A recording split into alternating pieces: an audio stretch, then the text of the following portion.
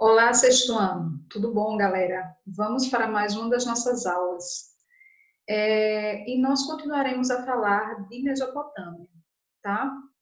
Nesse tema que nós vamos falar agora, nós vamos abordar sobre a vida cultural na Mesopotâmia, tá certo, galerinha?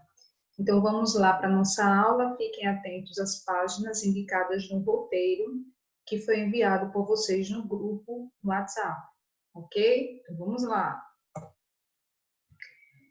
A vida cultural na Mesopotâmia. Como estava constituída a sociedade na Mesopotâmia?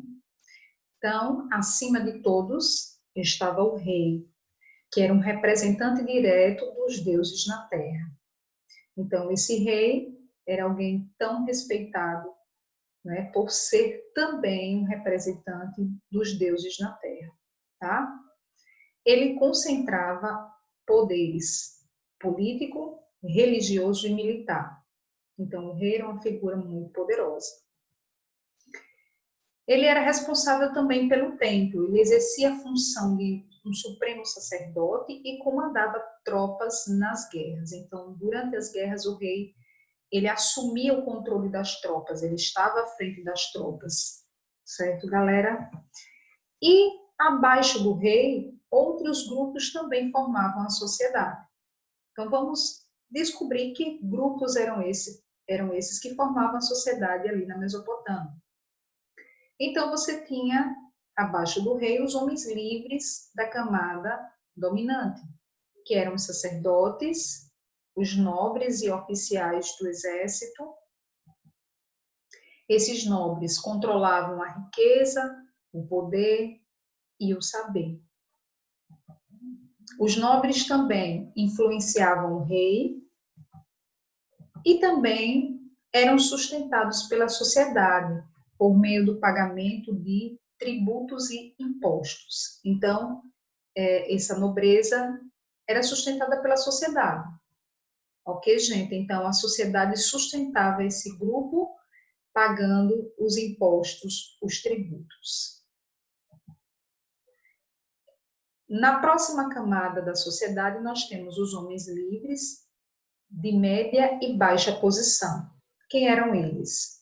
Os funcionários públicos, os artesãos, os comerciantes, camponeses e trabalhadores urbanos. Abaixo dos homens livres de média posição, nós tínhamos os escravizados. Os mesopotâmicos já tinham escravos, professor?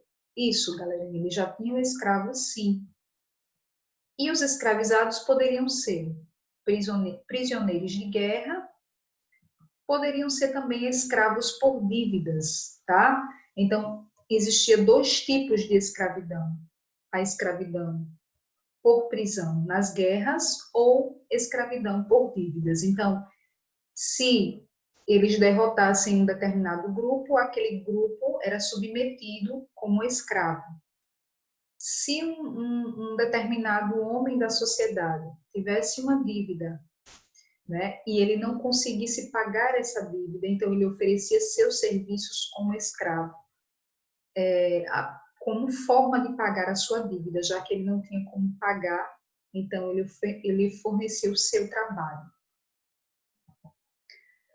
E aqui vocês têm aqui uma imagem, uma representação de escravizados assírios, puxando uma estátua colossal. Então, os assírios também se tornaram escravos em algum momento da história, né? Então, essa sociedade na Mesopotâmia, eles viviam em guerras, então submetiam vários grupos, né, que eles conseguiam derrotar como escravos, né? Esses grupos eram submetidos como escravos a partir, né, das guerras, e com a derrota, esses grupos se tornavam escravos.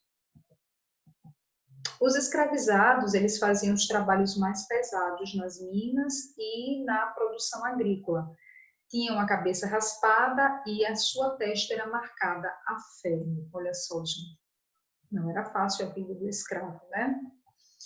Sobre o cotidiano dos mesopotâmicos. Então, Objetos encontrados em escavações revelam alguns dos possíveis costumes dos povos que viviam ali naquela região. Então, na sociedade mesopotâmica, o homem era uma figura de destaque, né? A figura de maior destaque. As mulheres, elas realizavam tarefas como produção de tecidos e, segundo os estudiosos, eles interpretam essa prática, né, como se fosse um trabalho e uma produção de renda extra para a família. Então, a mulher produzia tecidos e, ao mesmo tempo, ali estava trabalhando para produzir uma renda extra para a família.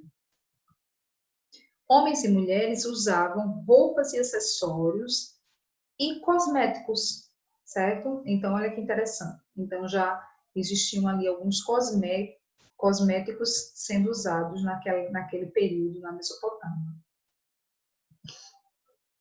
E essa imagem que vocês estão vendo aqui é um brinquedo mesopotâmico que foi encontrado, né? E ele foi produzido ali por volta dos séculos 9 a.C. a o século 8 a.C. Sobre a religião. Sobre a religião, a gente pode afirmar com certeza que os mesopotâmicos eles eram politeístas. Isso quer dizer que eles adoravam vários deuses, tá? Nós vamos falar muito das civilizações do Oriente, ora como politeístas, né, em sua grande maioria, e nós vamos falar também de uma civilização monoteísta, mas em sua grande maioria eles eram politeístas, adoravam vários deuses. E esses deuses que eles adoravam, eles personificavam as forças da natureza e eram antropomórficos. Isso quer dizer que eles eram representados com a aparência humana. Então, os deuses mesopotâmicos tinham a representação da aparência humana.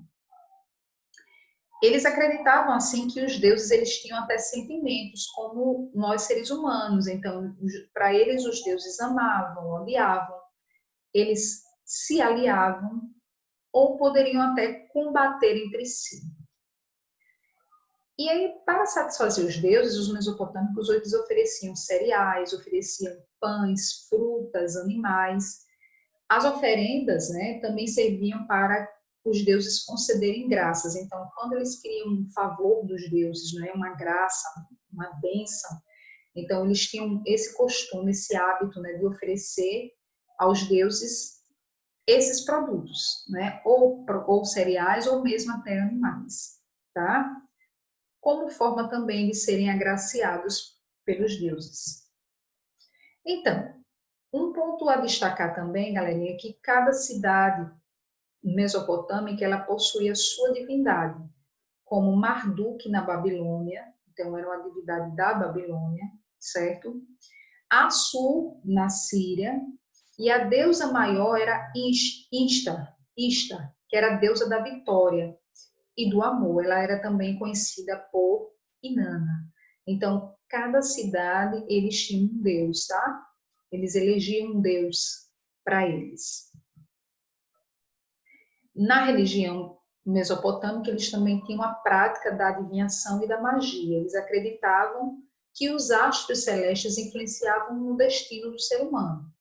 E as previsões eram feitas conforme a posição dos astros. Então, eles já lidavam, já trabalhavam com a questão da astrologia. Então, em que é uma estátua de adoração masculina. E aqui, gente, foi uma reconstrução da década de 1930 do portão de Ishtar, né, aquela deusa que nós falamos há pouco, certo? Vejam que ela está com esses tijolos azulzinhos, mas são tijolos originais, viu? Ela foi reconstruída, mas foi utilizado os tijolos originais e está no Museu Pérgamo, lá na Alemanha, em Berlim. Então, nas ciências, o que a gente pode destacar dos povos mesopotâmicos? A astronomia, tá? Na astronomia, os povos mesopotâmicos, eles alcançaram desenvolvimento em razão das suas necessidades práticas. Então, o que seria isso, professora? As necessidades do dia a dia. Então, eles trabalharam com a astronomia para resolver questões do seu dia a dia, para desenvolver, né, as atividades práticas do dia a dia. Então, eles precisavam prever as cheias, por exemplo, né? Era uma necessidade prática, uma necessidade do dia a dia. Então, para prever as cheias dos rios, eles utilizavam a astronomia. Outra forma de utilizar a astronomia era para prever o futuro, por meio de adivinhações. Então, eles usavam a astronomia também para prever o futuro.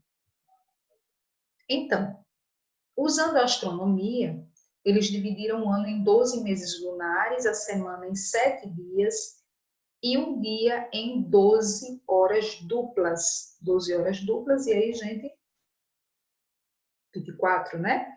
Então, outro ponto interessante, você tem, eles previam eclipses e determinaram o movimento de planetas e estrelas. Eles criaram o zodíaco, que é usado até hoje, né? Eles também nomearam as 12 constelações zodiacais, porque eles acreditavam que o destino de uma pessoa era determinado pela posição dos astros, na hora e no dia do nascimento daquela pessoa. Então, veja quanto conhecimento os mesopotâmicos desenvolveram e que a nossa civilização ocidental também utiliza, né, desses conhecimentos. Então, um exemplo mesmo é o zodíaco, que ainda é utilizado pela civilização ocidental. Os sacerdotes, eles eram responsáveis pela elaboração do horóscopo. Ah, professora, então foram eles os responsáveis? Isso, então, esse costume de vocês dizerem, né, o horóscopo, né, de falarem do horóscopo, então, foi desenvolvido pelos sacerdotes mesopotâmicos. Então, eles elaboraram o horóscopo, então, com o interesse de quê? Da previsão do futuro, né? Por meio de sinais, pela interpretação de sonhos. Por isso, sua influência era muito grande. Então, os sacerdotes, eles tinham uma influência muito grande. E nada se fazia na sociedade mesopotâmica sem antes consultar os sacerdotes, porque eles elaboraram o horóscopo, eles previam o futuro por meio de sinais, eles interpretavam sonhos. Então, tudo que a sociedade iria fazer, então eles preferiam consultar antes um sacerdote. Então, o que vocês estão vendo aqui é um calendário astrológico que foi encontrado em Uruk. Uruk, como vocês sabem, foi uma cidade, né, construída pelos sumérios, né, no atual Iraque. E na matemática? Na matemática, eles elaboraram um sistema de numeração sexagesimal. Desculpa aí, gente, é palhinha. Possibilitando a divisão da circunferência em graus, a divisão do grau em minutos e do minuto em segundos. Eles também organizaram um sistema de pesos e medidas, o cálculo de juros, olha que interessante, né? Algo que tão prático para a atividade também cotidiana hoje, não é? Então, a resolução da raiz quadrada foi desenvolvida pelos homens mesopotâmicos e da raiz cúbica, entre outras coisas. Então, o que a gente entende é que os mesopotâmicos, eles foram ativos, né, em atividades que envolviam interesses de resolver também a vida cotidiana, né, resolver as atividades práticas do dia a dia. Então, galerinha, sobre a sociedade mesopotâmica, nós temos aqui esses destaques. Se vocês tiverem dúvida, voltem o vídeo, tá? O vídeo está curtinho, a aula realmente está voltada para essas questões só sobre a vida cultural dos mesopotâmicos, e vamos dar continuidade à nossa aula a partir do roteiro que passei para vocês, tá certo? Obrigada e bons estudos. Tchau, tchau, galerinha.